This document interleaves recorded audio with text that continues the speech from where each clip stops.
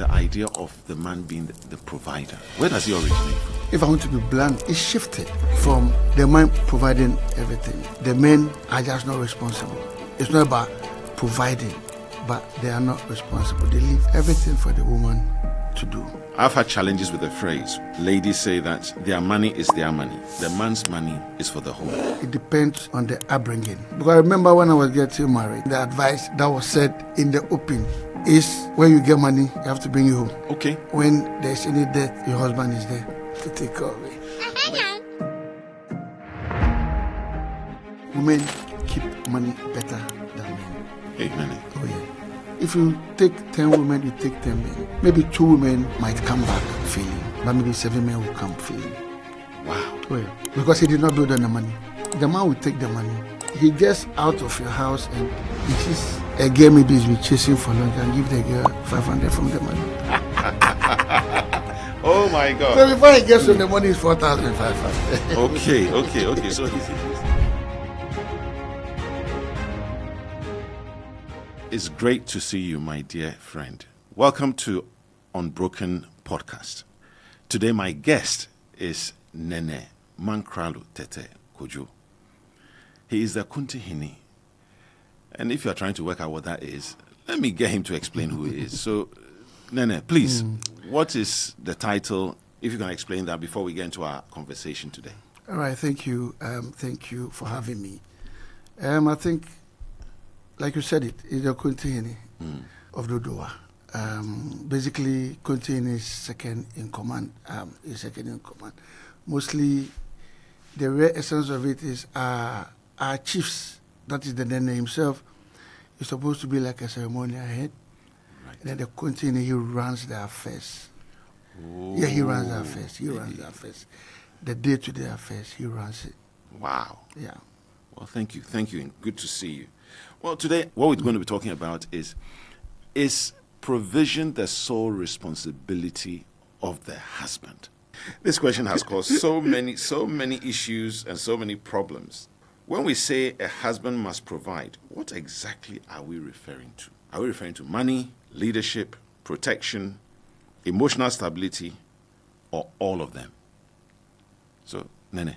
If I want to be blunt, I think it's all of them. All of them? All of them. Okay. And maybe some that doesn't even easily come to mind. but all of them. All of them. Okay. So if it's all of them, where does this actually originate from? The idea of the man being the provider. Where does it originate from? I'm sure this quote is from the Bible. No. I'm just asking. I haven't even gone to the Bible. Because I'll go to the Bible at some point. You go to the Bible at some point. Yeah. From the creation of the world. That is, if I look at the story of Adam and Eve. Okay. But what about, how practical is it? Because understanding the culture and now looking at where we are right now, how do you merge that foundation to the 21st century? All right. Thank you. This one, I will use my role as a chief, at least on the few occasions that you've had issues like that, like wives reporting their husband. Even now, it's shifted from the man providing everything. Okay. Just that some of the cases that can you look at it and then you realize the men are just not responsible. It's not about providing, but they are not responsible. They leave everything for the woman to do. Right. You understand? But truth be told, maybe then the statement was right. Men providing. But now, it is not. Okay. So who's providing now? Both of them. Both of them. Both of them. So if both of them are providing, Yeah. I heard this phrase, and I've had challenges with the phrase, where I've heard ladies say that their money is their money. The man's money is for the home. How is that being applied in today's marriages? Because we're getting men who are sadly struggling with a lot of this expectations, this stereotypical expectation. And yet, it appears that whilst you say both of them are providing, sometimes that's not the case. So how can we merge this whole idea of both of them providing to make sure that finances or leadership security, and all the things that we've said is being provided by the man. In some of the cases, when you look at it, it depends on the upbringing of maybe the woman. Mm-hmm. And then there are certain homes and families too that the woman does almost everything. She understands that this is my husband. Maybe I earn more than he does. Mm-hmm. Maybe I take off the house. I mean, for me not to bruise his ego, maybe I allow him to pay the school fees or I meet him halfway. But then most of the things the women do. The other I'm saying at times it depends on the upbringing of the woman. Because I remember when I was getting married, my wife is from Kwewu, and I think the advice that was said in the open is when you get money, you have to bring it home. Okay. But then when there's any debt, your husband is there to take care of it. When she gets money, she brings you home. She brings you home. But any debt, that's your headache. Yeah, that's the headache of the man. I mean, these are things that let's say this is their from the olden days, even though it is not like that now. But these are the things that have been put in their head. Right. So if the person doesn't change with the system, then it becomes a problem. Right. Okay. But you have 3 daughters at the moment. Yeah. Now you're talking about upbringing.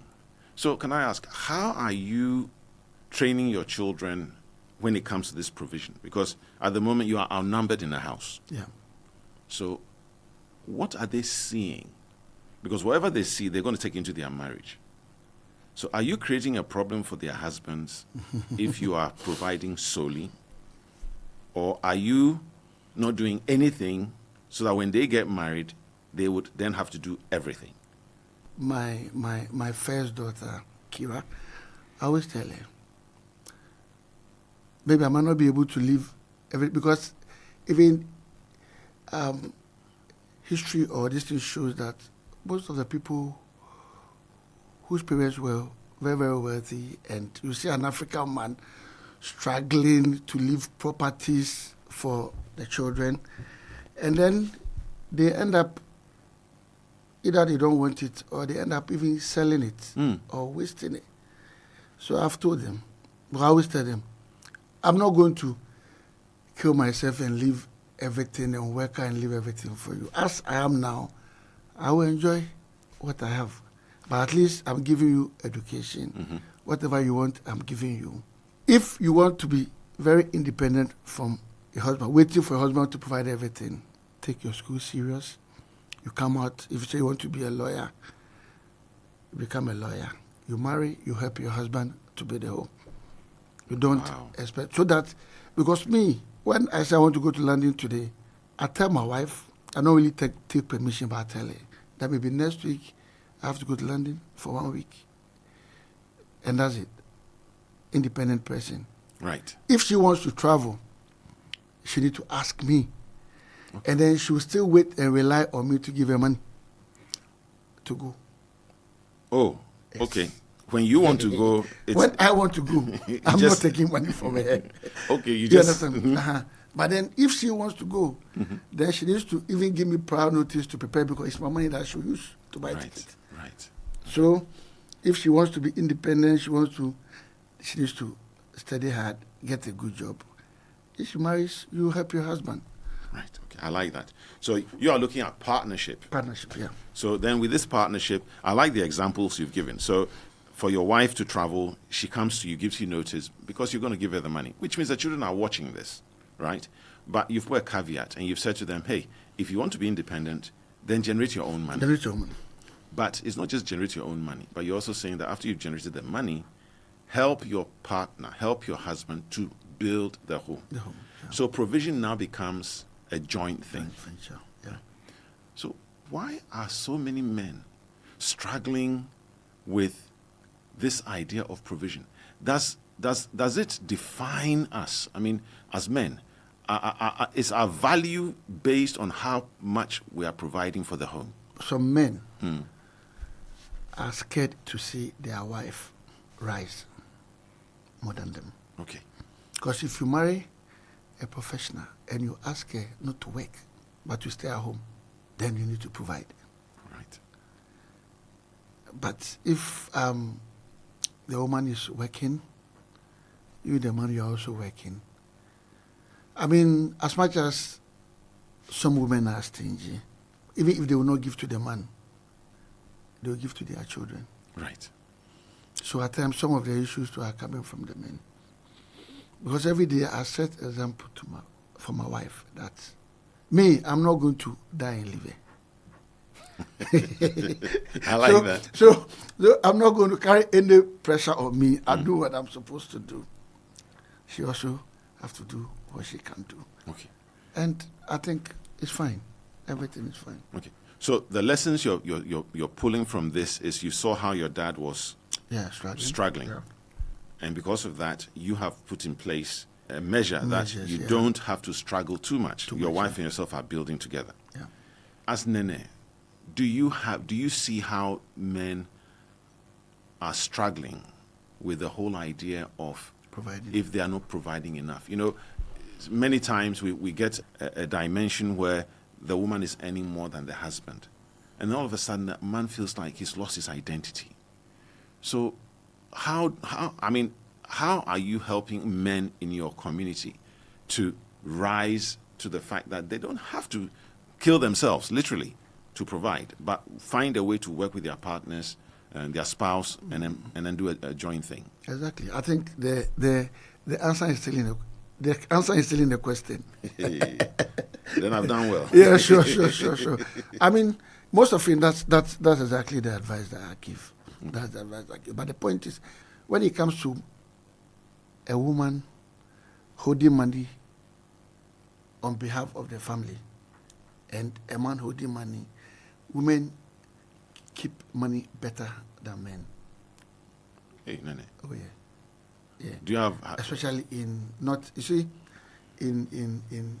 those of us who like whiskey and can buy whiskey at a very expensive price. You understand? Mm-hmm. Fine, there are some women who are also extravagant, mm-hmm. but I'm looking at the modest people. Like when I use my area for example, because you give a woman, there are women who will come to you that my husband's work is not going on.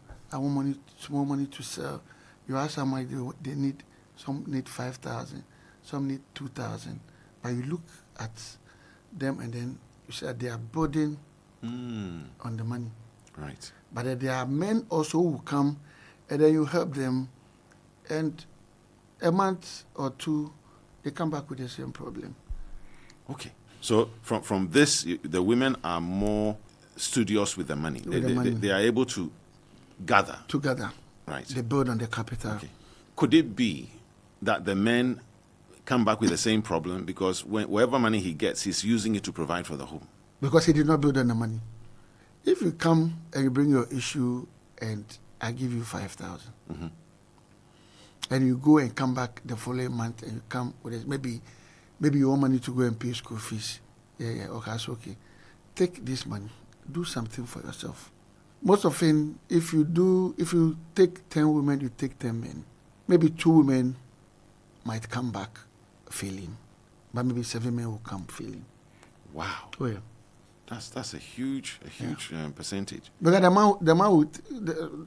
man will take the money, and he gets out of your house and he sees a girl maybe he's been chasing for long and give the girl 500 from the money. Oh my God! So before he gets to the money, is 4,500. Okay. So he's servicing other needs. Exactly. Right. Okay. Yeah. So moving forward, how are we preparing our children? I know you've mentioned your daughters, but it's not just the daughters. I know there's a lot of girl empowerment. How are we preparing our men to be able to rise to the occasion where they are leading and where they are actually helping in their home? What advice would you give to men out there in terms of these areas? In our homes, we as fathers, we should lead by example. Now things are changing because of maybe the films and other things that our children are exposed. Oh yes, I mean Films. Nollywood, Hollywood, Gollywood, all of those things are make believe. They are make believe, but if I have a son, I will teach him, and I'm sure if he will not take all, he will take some. Provision is done jointly. It's done jointly now. Yeah. Right. Which means that we shouldn't have any more problems out there. In your community, the woman shouldn't be saying that my husband's work is spoiled. Because if the husband's work is spoiled, she should step in. Yeah, that's, and I know in the homes where the women have, they do it. Just that it gets to a point to some of the men will become annoying. How? Will become annoying. In what way? Because the woman, have to wake up early morning, make sure the kids are ready. There are times the man will sit down, the woman will have to walk the children to school, come back, get a man food to eat, and then go back to whether a shop or a store or go and work, come back in the evening. You come and the man will be sitting somewhere, pushing draft, chatting with his friends. I mean, it gets to a point, the woman is also a human being, yeah. So then, things that she's not supposed to say, then she will say it to you, and that also bruise your ego, and then there's fight in the house. This thing about ego. Okay. So we must also do what is necessary. Exactly. And then as we do that, that would then bring harmony into the home. Yeah. But the thing is that practically now, in our settings and everything, the provision is not the responsibility for just the man. On that note, I'm going to say thank you very much, Nene. Thank you. Yeah. For the opportunity, and I'm praying we have time to discuss other things again. Yes, we will. Sure. We will do that. Well, you've been watching Unbroken Podcast, and my guest today is Nene Tetteh Kojo, who is the Kuntihini of Dodowa. Not only that, he's also into real estate development and a great friend. Nene, thank you. Thank you. Thank you. Thank you.